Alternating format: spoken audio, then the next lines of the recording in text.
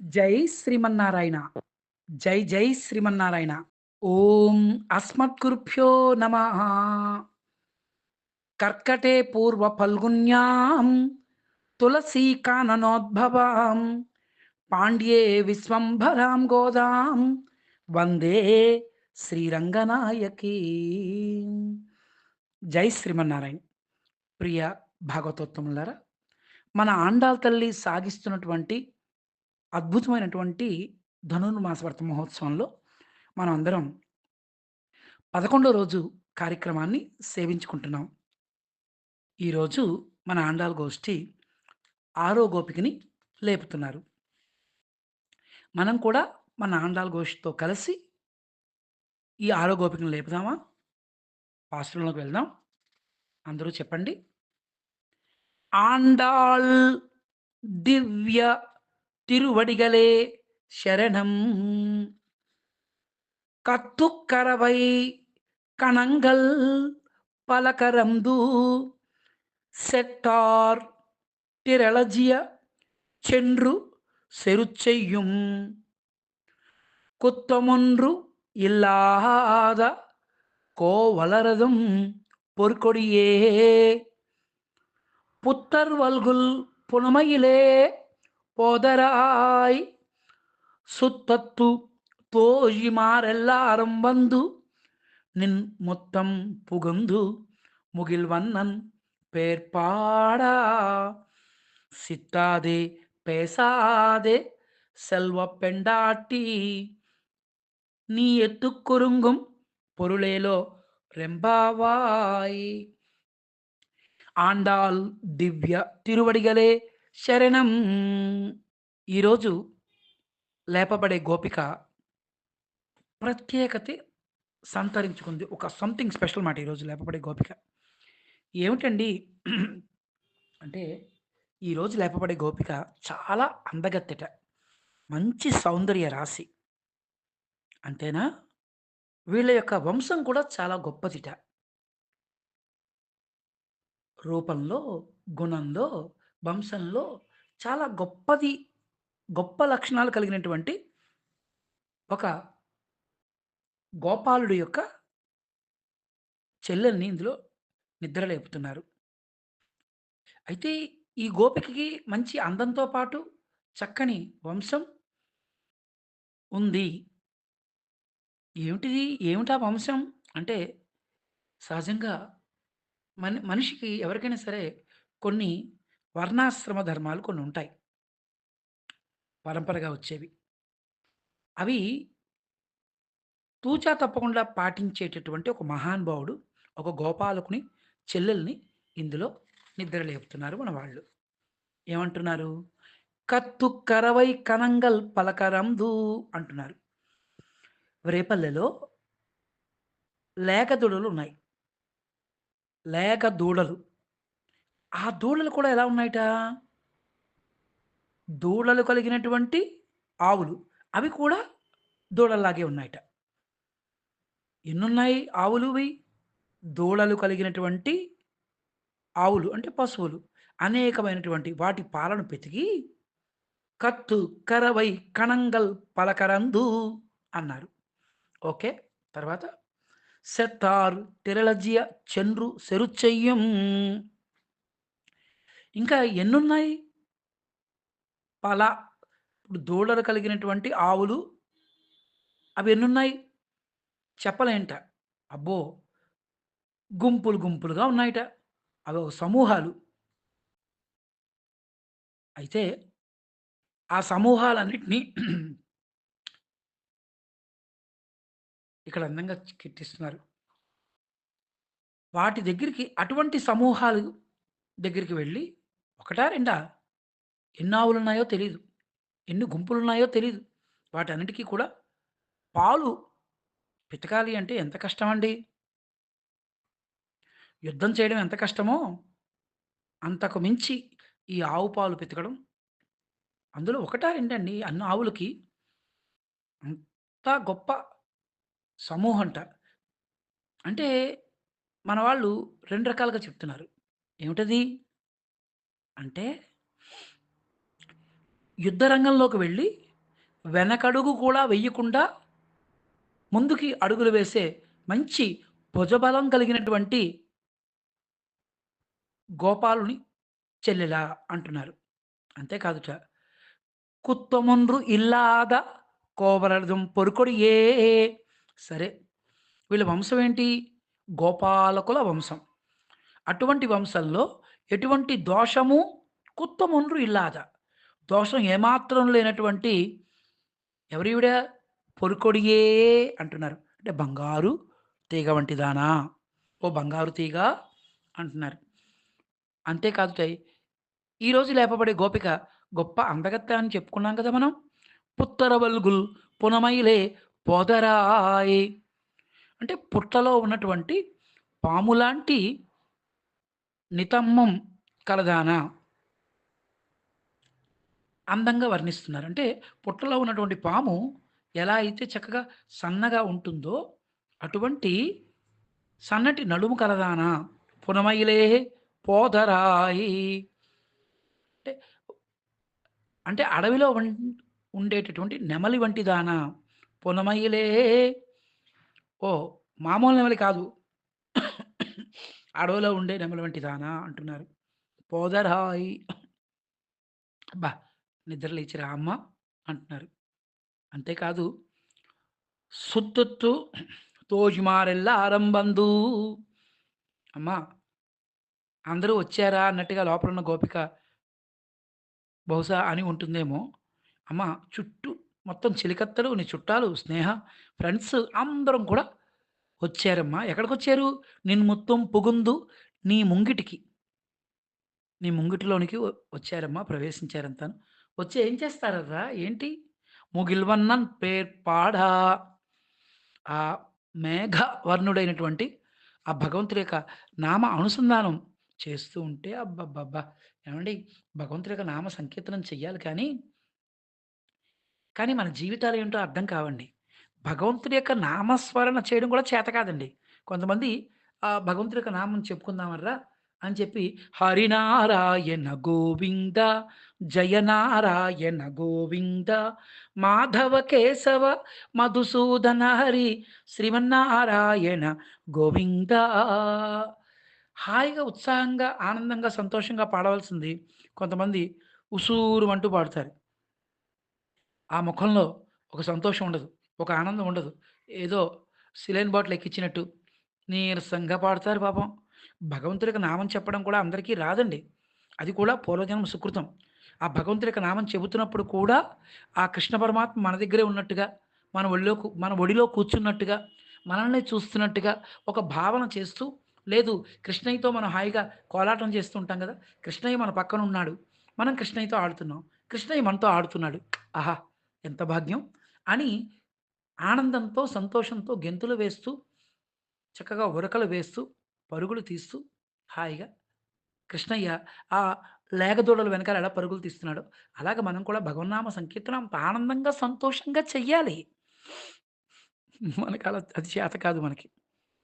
ఇక్కడేమంటున్నారు? ముగిల్వన్నన్ పేర్పాడా. ఆ మేఘవర్ణుడైనటువంటి భగవంతుడి యొక్క నామ అనుసంధానం చేస్తూ ఉంటే, మేమంతా ఇలాగా భగవన్నామం చెబుతూ ఉంటే నువ్వేంటమ్మా సిత్తాదే, పేసాదే. అయ్యయ్యో! ఏమాత్రం చలనం కూడా లేకుండా ఉలుకు లేదు, పలుకు లేదు.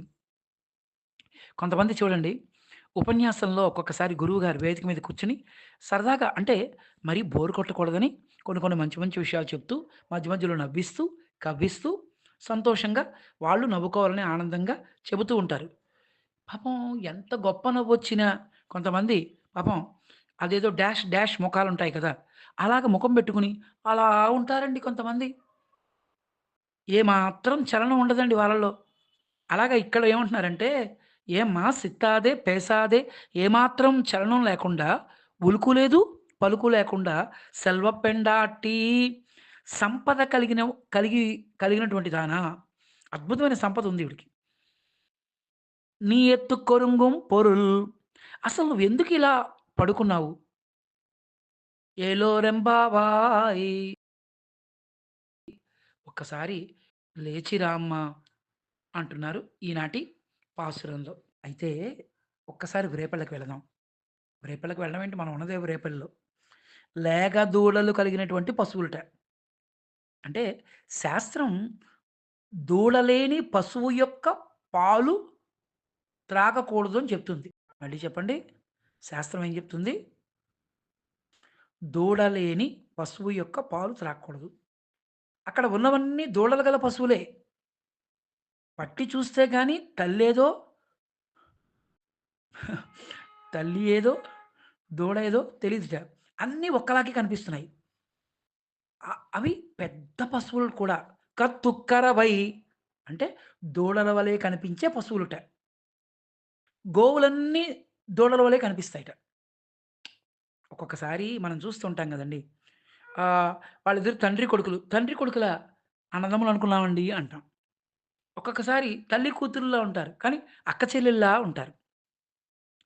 కొంతమందికి వెంటనే అంటారు. మనం అప్పుడప్పుడు అడ్వర్టైజ్‌మెంట్‌లో వింటూ ఉంటాం గదండీ! ఏమిటది? ఎక్స్‌క్యూజ్ మీ మీరేం కాలేజ్ అనబోయేసరికి లోపల అమ్మా, మమ్మీ అంటూ ఓ పిల్ల పరిగెట్టుకొస్తుంది.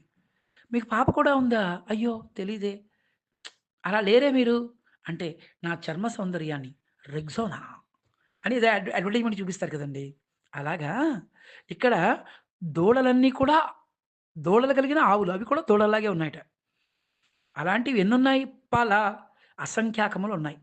అంటే మనం ఆకాశంలో నక్షత్రాలు ఎన్నున్నాయి? లెక్క పెట్టగలమా? లేదు. అలాగే ఈ గోపాలుల దగ్గర అంటే రేపల్లెలో ఉండే వాళ్ళ దగ్గర పశువులు మందలు పలకరందు హుహు. పల చెప్పలేం. మనం లెక్క పెట్టలేమిట. ఆ గోపాలం దగ్గర ఉండే పశువుల మందలను లెక్క పెట్టాలంటే ముందు మనం బాగా అభ్యాసం చేయాలట లెక్క పెట్టడం. అక్కడికి వెళ్లి లెక్క పెట్టొచ్చుట. ఏం లెక్క పెడితే ఆ పశువుల మందలను లెక్క పెట్టగలం. కానీ అందులో ఉండేటటువంటి ఆవులు ఎన్నున్నాయో మనం లెక్క పెట్టలేం. అలాగే ఒక మాటండి. మనలో దుర్గుణాలు ఎన్నున్నాయండి? మనలో దుర్గుణాలున్నాయా లేవా? అబ్బో! అసలు దుర్గుణాలకి కేర్ ఆఫ్ అడ్రెస్ మనమే. ఎన్ని ఎన్ని చెడు గుణాలుంటాయో మనలో. కాబట్టి అలాగే పశువుల మందలను కూడా మనం లెక్క పెట్టలేంట. అలాగే భగవంతుడి కళ్యాణ గుణాలను మనం లెక్క పెట్టగలమా? భగవంతుడిలో ఆ శ్రీమన్నారాయణులో ఎన్నెన్ని అద్భుతమైన కళ్యాణ గుణాలున్నాయి. ఒకవేళ ఎవరైనా నేను భగవంతుని కళ్యాణ గుణాలను లెక్క పెట్టగలనండి అని లెక్క పెట్టాడనుకోండి. అలా లెక్క పెట్టేసి అయిపోయింది అన్నాడనుకోండి. అంత మాత్రం చేత భగవంతుని కళ్యాణ గుణాలని లెక్క పెట్టి లెక్క పెట్టినట్టు కాదు.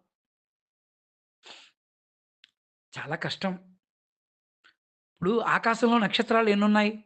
తెలీదా? అయ్యయ్యో! 72,88,93,632 అవునా? కాస్త లెక్క పెట్టుకోండి మీరు కూడా.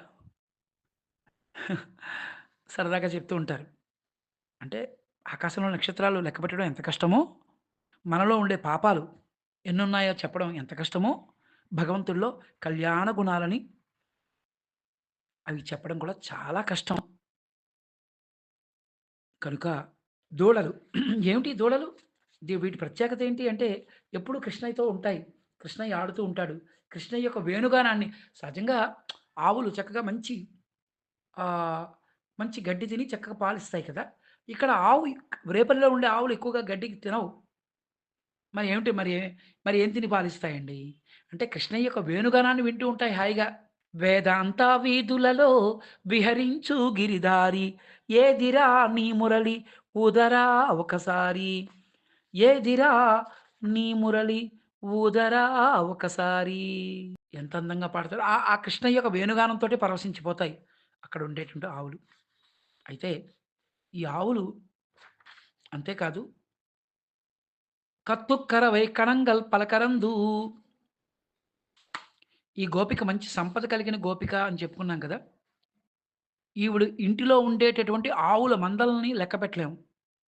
పూర్వం గోవులను సొమ్ములు అనేవారు. దానితోటే వాని ఐశ్వర్యాన్ని కొలిచేవారు. ఈ పశువుల సమూహాలు అనేక. అంటే వీటిని లెక్కపెట్టాలంటే అభ్యాసం కావాలట చెప్పుకున్నాంగా.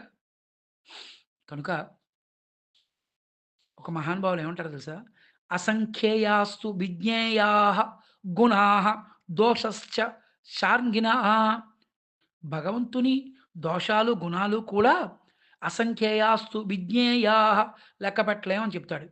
అదేమిటండి? భగవంతునిలో దోషాలు, సుగుణాలు లెక్క పెట్టలేమంటారేంటి? అవును. భగవంతుని గుణాలు లెక్క పెట్టలేము. సరే. మరి భగవంతుడిలో దోషాలు కూడా లెక్క పెట్టలేమంటారేంటి? అవునండి. అన్ని దోషాలున్నాయా? అసలు దోషాలనేవి ఉంటాయా? అసలు ఉన్నాయా? కాబట్టి అసలు లేవు కాబట్టి అసలు లెక్క పెట్టలేము. ఉంటే ఏవో లెక్క పెట్టొచ్చు. లేకపోతే ఎక్కడ లెక్క పెడతామండి? అస్సల. రామచంద్రుడికి కళ్యాణ గుణాలు ఎన్నో ఉన్నాయట. బహవో నృప కళ్యాణ గుణాః పుత్రస్య సంతతే సంతితే అంటారు. రామచంద్రుడికి పట్టాభిషేకం చేయాలి అని అనుకున్నారు. ఏమర్రా రాముడికి పట్టాభిషేకం చేద్దాం అనుకుంటున్నాను ఏమంటారంటే, "అబ్బబ్బబ్బా! ఎంత గొప్ప శుభవార్త చెప్పారండి" అన్నారు. అన్నారట అయోధ్యలో ప్రజలు. "అదేమిటర్రా! ఇన్నాళ్ళు నేను మిమ్మల్ని కన్నబిడ్డల్లా పాలించాను కదా! ఇప్పుడు ఉన్నట్టుండి రాముడికి పట్టాభిషేకం చేస్తానంటే వద్దు, వద్దు అనాలి. రాజా మీరే ఉండండి అనాలి కదా! మరి రాముడే కావాలంటారేంటి?" అంటే అప్పుడు అయోధ్య ప్రజలందరూ చెప్పారట. "అబ్బో! రాముడిలో ఉండే కళ్యాణ గుణాలు ఇన్ని అన్నీ కావు మహారాజా. అందుకే రాముడిని మీరు రాజుని చేస్తాను అంటే, తప్పకుండా అని అంటున్నాం" అంటారు. కాబట్టి ఇక్కడ మనం బాగా గుర్తుంచుకోవాలి. ఇక్కడ శత్రువుల బలం నశింపచేసి అంటే శత్రువులంటే ఎవరు గుర్తుపెట్టుకోండి. రేపల్లిలో శత్రువులెవరు? శత్రువులు ఎవరు? అంటే రేపల్లిలో వాళ్ళకి ఎనిమీస్ ఉన్నారా? లేరు. కానీ పక్కనే కంసుడున్నాడుగా. కంసుడు ఒక్కొక్కళ్ళని ఒక్కొక్క రాక్షసుడిని పంపిస్తున్నాడు కదా!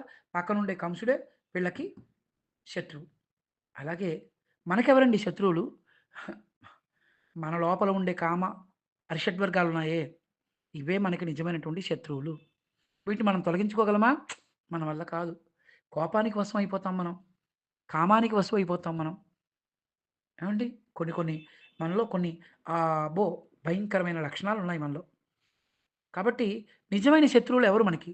భగవంతుణ్ణి ఎవరైతే ద్వేషిస్తూ ఉంటారో వాళ్ళు మనకి శత్రువులు. గుర్తుపెట్టుకోవాలి. మన ధర్మాన్ని మనం కాపాడుకోవాలి. మన హైందవ సంప్రదాయాన్ని మనం రక్షించుకోవాలి. చాలా చోట్ల ఇతర మతాల వాళ్ళు మన ధర్మం గురించి, మన భగవంతుడి గురించి పిచ్చి పిచ్చిగా రకరకాలుగా మాట్లాడుతూ ఉంటే, మనం వాళ్ళతో కలిసి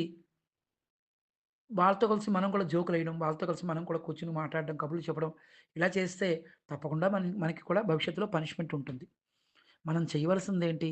అలాగెప్పుడైనా సరే మనం భగవంతుడి గురించి గాని, మన తల్లి గురించి గాని, మన ధర్మం గురించి కానీ, మన సనాతన వైదిక సంప్రదాయం గురించి గాని, ఎవరైనా తప్పుగా గాని, చెడ్డగా గాని మాట్లాడుతుంటే మనం ఖండించాలి. ఖండించలేని పరిస్థితుల్లో అక్కడి నుంచి మనం వెళ్ళిపోవాలే తప్ప, లేదు మనం అక్కడే ఉండి చూస్తూ వినోదం చూస్తున్నట్టుగా అక్కడ ఉండిపోయామా, ఇదిగో భీష్మ పితామహుడికి మహాభారతంలో ఎటువంటి పనిష్మెంట్ లభించిందో, మనకు కూడా ఒక పనిష్మెంట్ ఉంటుందన్నమాట.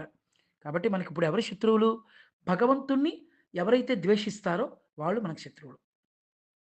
కాబట్టి ఈవిడ ఈరోజు లేపబడే గోపిక ఆహ్, అంటే వీళ్ళదేంటి గొల్ల కులం. గొల్ల కులంలో పుట్టిన వాళ్ళు ఎటువంటి దోషము లేదు వీళ్ళకి. అంటే వీళ్ళకెప్పుడూ అంటే గొల్లలు అసలు కల్మషం లేని వాళ్ళు. ఎప్పుడు కూడా భగవంతుడి యొక్క నామస్మరణలో ఎప్పుడూ ఉంటూ ఉంటారు. ఆ కృష్ణయ్య సేవలో ఉంటారు. కాబట్టి ఈవిడ గో ఈవిడ యొక్క గోపిక యొక్క అందాన్ని పొగుడుతున్నారు. పుట్టలో ఉన్నటువంటి ఓ పాము ఎలా అయితే చక్కగా ఉంటుందో, ఆ సన్నటి నడుము కలిగినటువంటి నితమ్మం గలదానా అని, నెమలి వంటి కేశపాశాలు కలదానా, ఓ బంగారు తీగ వంటిదానా, హ్మ్. రేపల్లె వంశానికి ఒక బంగారు తీగట. కాబట్టి తల్లి లేచిరా అమ్మ అంటూ చక్కగా ఈరోజు మన వాళ్ళు ఆరో గోపికను లేపారు. ఇది మనం బాగా గుర్తుంచుకోవాలి. ఆవు దూడలు అంటే గుర్తుపెట్టుకోవాలి. వేదాంగాలు అంటారు. పాలు పితుకుతున్నారే అంటే ఏంటి? అంటే ఆ వేదాల యొక్క సారాన్ని మనం ఇక్కడ పాలు అంటే భగవంతుడి యొక్క కళ్యాణ గుణాలు. ఆ భగవంతుడి ఆ కళ్యాణ గుణాలు అందులో సారాన్ని మనం స్వీకరించడం. శత్రువులన్నారు కదా! కామ, క్రోధాది అరిషడ్ వర్గాలని చెప్పుకున్నాం కదా! అలాగే పుట్టలోని పాము అని అంటున్నారు కదా! అంటే మనకు కూడా మూలాధారం, కుండలిని శక్తి అని గురించి దాని గురించి చెప్తారు మన వాళ్ళు. నెమలి వంటి కేశపాశం అంటున్నారు. అంటే సహస్రారము మన లోపల ఉంటుంది కదా! నిద్ర అంటే భగవంతుడి యొక్క కళ్యాణ గుణాల గురించి స్మరించుకుంటూ ఉండడమే వీటిలో ఉండే ఒక ఆంతర్యాన్ని చాలా అందంగా కీర్తిస్తారు మన పెద్దలు. కానీ ఇది ఒక అద్భుతమైనటువంటి పాసురం. మనం కూడా భగవంతుడు మనకిచ్చినటువంటి పనులు ఏవైతే ఉన్నాయో, ఆ పనులన్నీ కూడా సక్రమంగా, సవ్యంగా, భగవంతుడి సేవగా, ఇది భగవంతుడు నాకు ఇచ్చిన ఒక ఆజ్ఞ అని భావిస్తూ, మనం భగవంతుడి సేవగా చేసుకుంటూ వెళ్ళిపోతూ ఉంటే, ఈ కర్మలన్నీ కూడా మనం చేసిన ప్రతి పని కూడా భగవంతుడికి ఆరాధనగా మారుతుంది అని మన పెద్దలంటారు. అంటే ఒక ఇంట్లో ఒక భార్య తన భర్తకి, పిల్లలకి సేవ చేస్తున్నా, ఇది కూడా భగవంతుడి సేవే అని అనుకోవాలి. అలాగే పిల్లలు కూడా తమ తల్లిదండ్రులకు సేవ చేస్తున్నారంటే, ఇది కూడా భగవంతుడు నాకిచ్చినటువంటి ఒక బాధ్యత. దీన్ని నేను ప్రేమతో చేయాలి. చక్కని కర్తవ్యం నేను చేస్తూ ముందుకు వెళ్ళాలి. ఇది భగవంతుడి సేవగా, భగవంతుడి పాదపద్మాల దగ్గర పుష్పాలు ఎలా సమర్పిస్తామో, అలాగే ఈ బాధ్యతలు కూడా అలా సమర్పించాలి భగవంతుడికి అని మనం భావిస్తూ ముందుకు వెళ్ళగలిగితే, తప్పకుండా కర్మలు మనల్ని అంటుకోవు. కృష్ణ పరమాత్మ భగవద్గీతలో కర్మలు ఎలా చేయాలి అనంటే, కర్మణ్యేవాధికారస్తే మా ఫలేషు కదాచన అని అందంగా కీర్తించినట్టుగా మనం చేయవలసిన పని సవ్యంగా చేస్తూ వెళ్ళడమే తప్ప, ఫలితాన్ని ఆశించకుండా ముందుకు సాగుతూ ఉండాలి. అలాగా ఫలితాన్ని ఆశించకుండా భగవంతుడిచ్చినటువంటి కర్మల్ని భగవంతుడి సేవగా చేస్తూ ముందుకు వెళ్ళేటటువంటి ఓ గోపాలుని చెల్లెల్ని ఈరోజు అందంగా లేపారు మన వాళ్ళు. రేపు ఏడో గోపికను లేపుతున్నారు. ఎలా లేపుతున్నారో ఏంటో రేపు తెలుసుకుందాం. ఆండాల్ దివ్య తిరువడిగలే శరణం.